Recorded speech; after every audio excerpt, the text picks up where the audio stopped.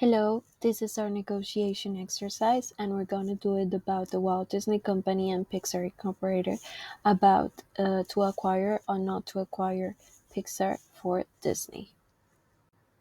So here we have a look of our agenda: introduction, Disney negotiation process, Pixar's negotiation process, final decision, general comments, and conclusion. Now, to start this negotiation, it's really important to have a brief introduction. Firstly, it's important to know that in 2004, the contract renewal negotiations between Steve Jobs, CEO of Pixar, and Einstein broke down. In 2005, Roger Iger, the new CEO of Walt Disney Company, had the dilemma of acquiring or not Pixar. The box office results of movies that were computer-generated showed the supplantation of hand-drawn animation. Therefore, there was a big interest for Disney to acquire Pixar and introduce these new techniques that they were using in their movies. It is also really important to see what do Pixar and Disney bring to the table for this negotiation. Firstly, we know that Disney does distribution and marketing of family-oriented movies, and they mainly produce 2D hand-drawn animated movies. In the other side, we have Pixar that produces a cutting-edge 3D computer animation software. This has a cutting-edge design and storytelling. Therefore, both Disney and Pixar have things to share that will make them want to have this negotiation for a future success. It is also important to note that the ideal negotiation between both parts will be a synergy, where both parts, Disney and Pixar, get advantages at a fair price. Iger wanted to maintain the relationship between Disney and Pixar, but on what terms? As he said, the importance of animation to Disney over the years is obvious.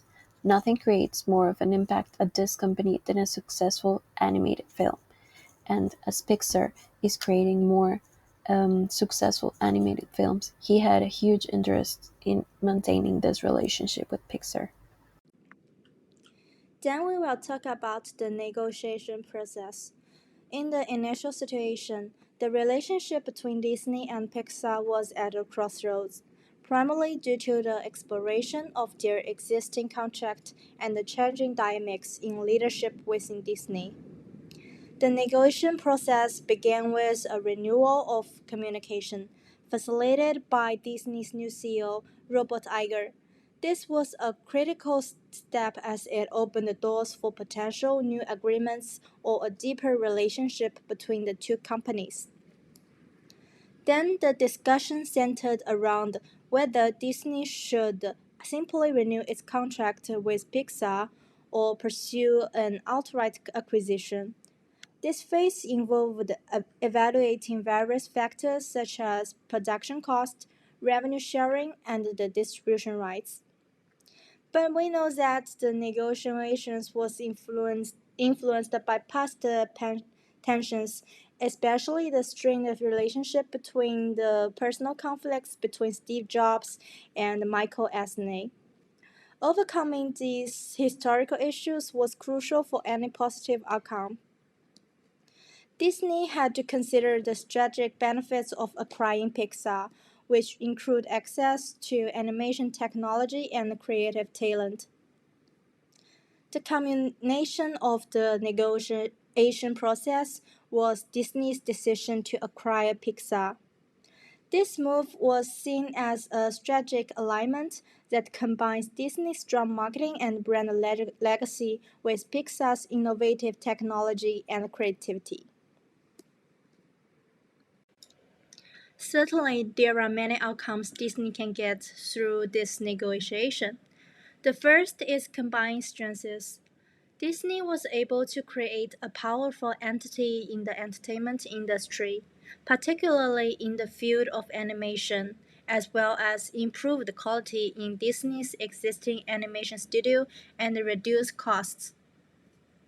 The acquisition was a strategic move for Disney, allowing it to rejuvenate its animation studio and strengthen its position in the industry.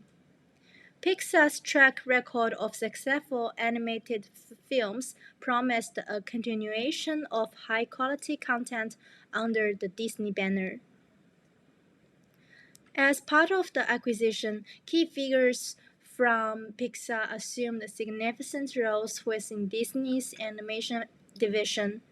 Notably, Ed and John of Pixar took leadership roles in Disney's animation studios, ensuring the continuity of creative and operational practices that had made Pixar successful.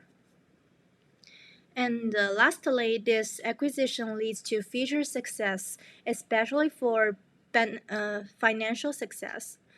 The acquisition proved to be financially beneficial for Disney. Pixar's subsequent releases under the Disney banner, such as Up, Wall-E, and Toy Story 3, were critically acclaimed and achieved significant box office success. So now let's talk about Disney's positions and motivations. One of the biggest motivations for Disney to acquire Pixar was revitalizing its animation studio. At the time of negotiations, Disney's animation studio was struggling to produce big hits like it used to, and acquiring Pixar, which was known for its successful animated films, offered Disney a chance to revitalize its animation division with new talent and technology. Second of all, as we've already mentioned, is access to cutting edge technology and talent. Pixar was renowned for its innovative animation technology and creative storytelling. Disney's acquisition was motivated by the desire to harness this expertise to maintain a competitive edge in the animation industry. Third of all is expansion of content and brand portfolio of Disney. Disney saw an opportunity to expand its content and character portfolio through Pixar already existing films and future films. This expansion was crucial for Disney's strategy in theme parks, merchandise, and media networks. And of course, strategic response to market changes, because at that time, entertainment industry was facing big changes with the rise of digital technology and shifting consumer preferences. So Disney's acquisition of Pixar can be seen as a strategic response to these market dynamics, ensuring that the Disney remained a leading player in the entertainment world. Additionally, Disney was also motivated by the leadership and culture of innovation at Pixar. Integrating Pixar's creative culture and leadership, especially John Lasseter and Ed Catmull, into Disney's operations was seen as a way to infuse new energy and ideas into Disney's creative processes. Also, of course, long term financial growth. Disney recognized the long term financial benefits of acquiring Pixar. The consistent box office success of Pixar's films indicated a strong future revenue stream beneficial for Disney's overall financial health. And last of all, strengthening relationships and resolving past conflicts. As already mentioned, the acquisition was also a way of Disney to strengthen its relationship with Pixar, which had been strained under the previous management. New leadership at Disney saw an acquisition as an opportunity to resolve past conflicts and build a more collaborative future. So now let's move on to Disney's strategy and its exercise tactics.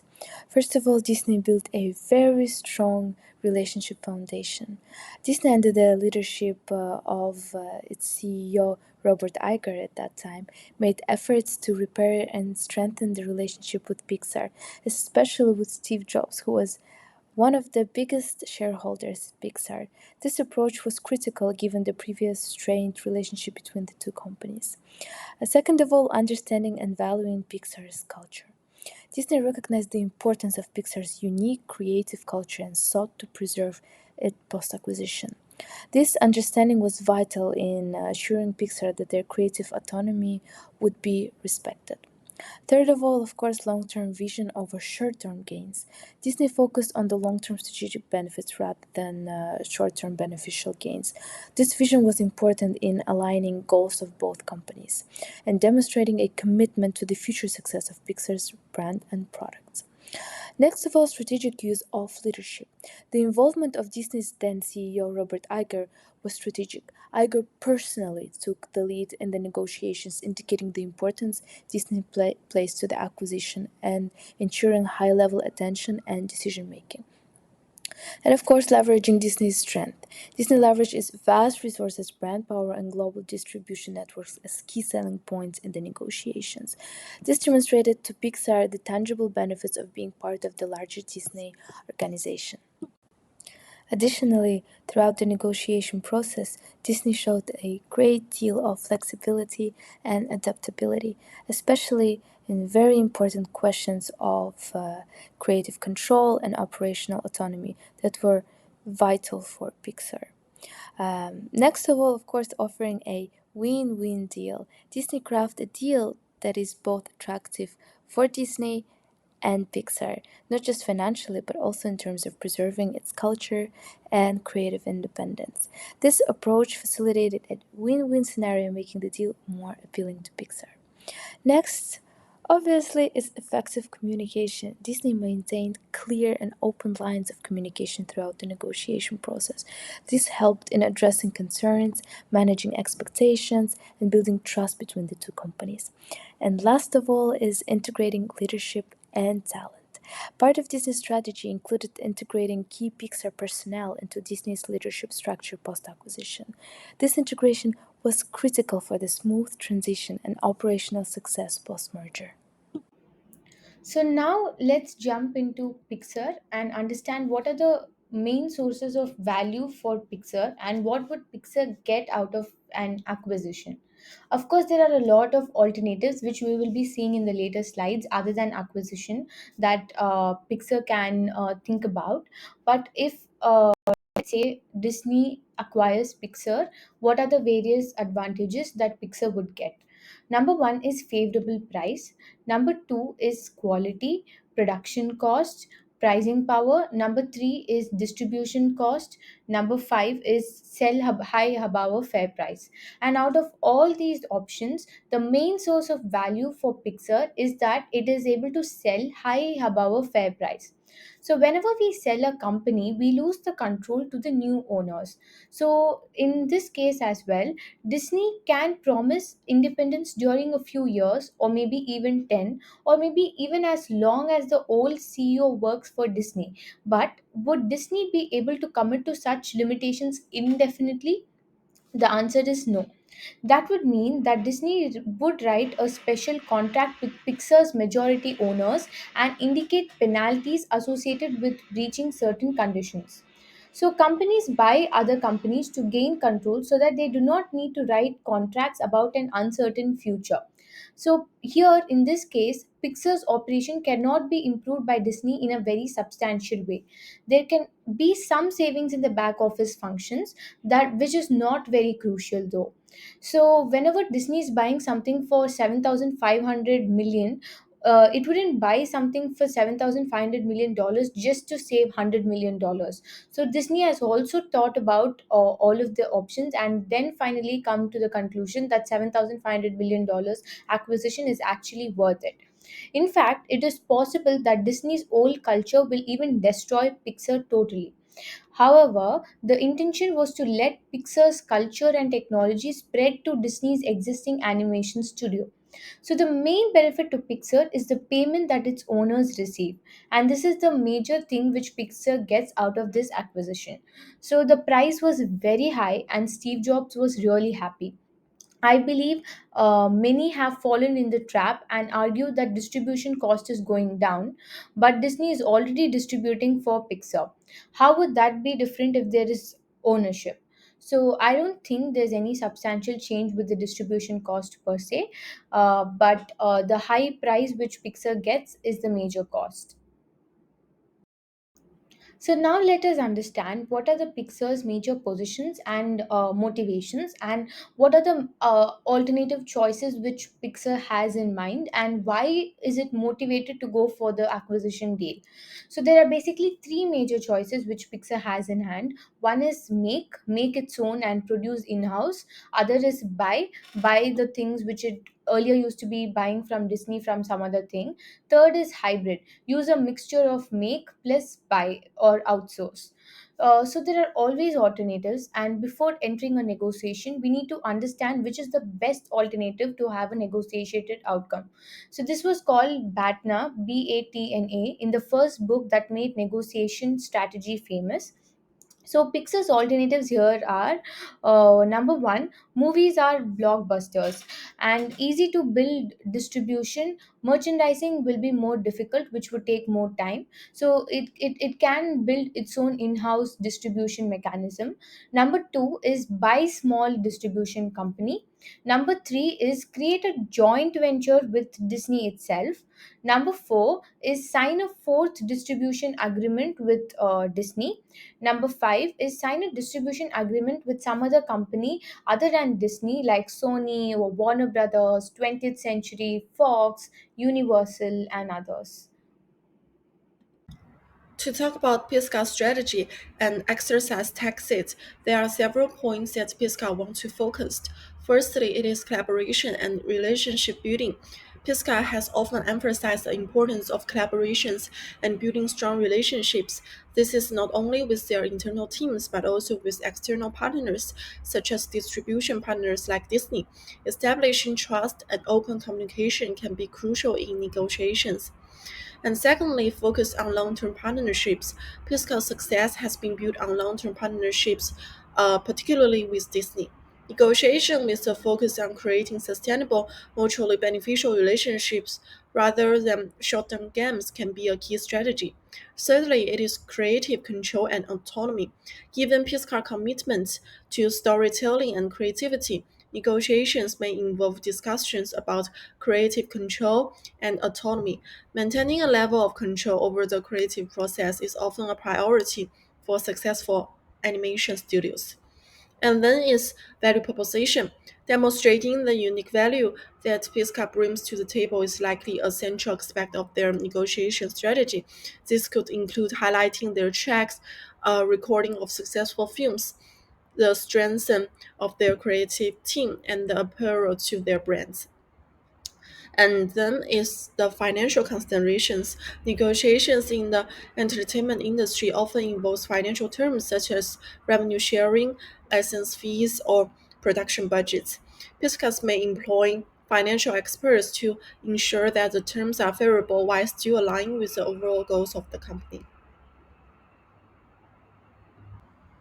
Moreover, it is flexibility and adaptability. The entertainment industry is dynamic, and successful negotiation strategies often involves being flexible and adaptable to changing circumstances. Piscas may need to adjust its approach based on the market trends, technological advancement, and the other factors. Lastly, it is strategic alliance.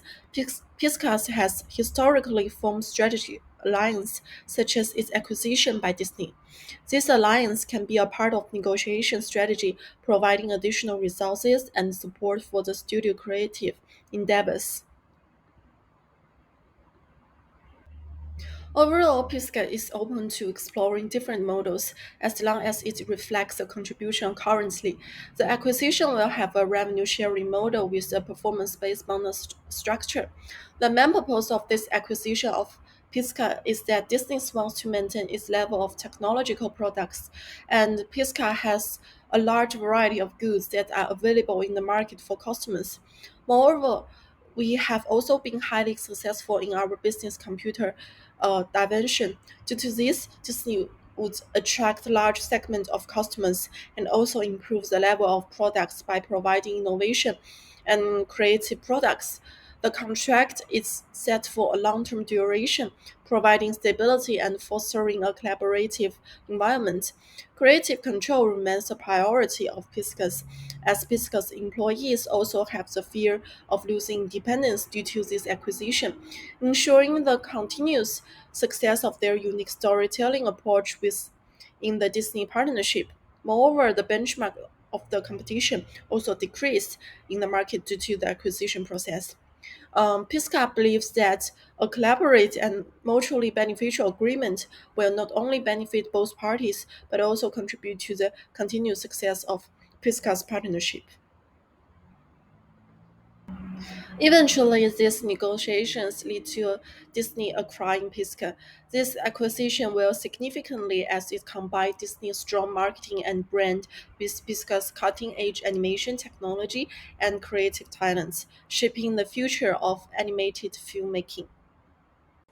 Which conclusions can we make based on this negotiation process? As for Disney, the company was not lucky with the timing.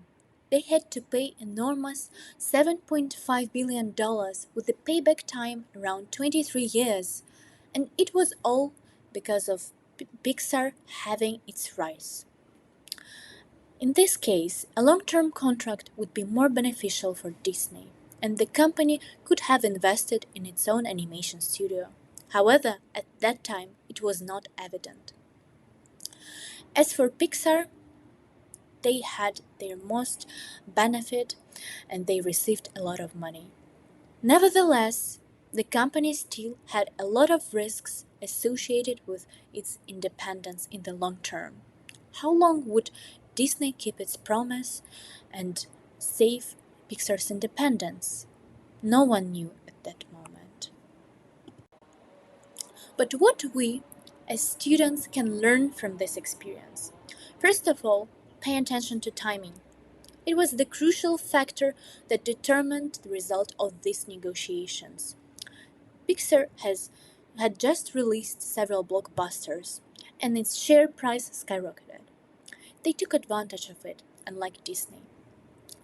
And if these negotiations happened later, the acquisition cost and maybe the whole result would be different. Secondly, you should think about your opponent's values. For Pixar, there was nothing more important than keeping its creative corporate culture and independence. It was the secret of the company's success and something that would eventually benefit both parties. Disney clearly understood that, and it was one of the conditions they agreed on. Thirdly, consider strategic fit. There were lots of discussions on how the acquisition would influence the Disney strategic goals, how it aligned with them, and how Pixar could complement it. Finally, the both companies complemented each other. Then, focus on building relationship. Disney and Pixar had a long story of collaboration and successful partnerships before the acquisition. And although they had a conflict before the acquisition, management put a lot of effort into working on this. And finally, do not forget about your public image. It's important for companies because it influences the opinions of employees, shareholders, and the whole public audience. Thank you so much for listening to us. Happy negotiations!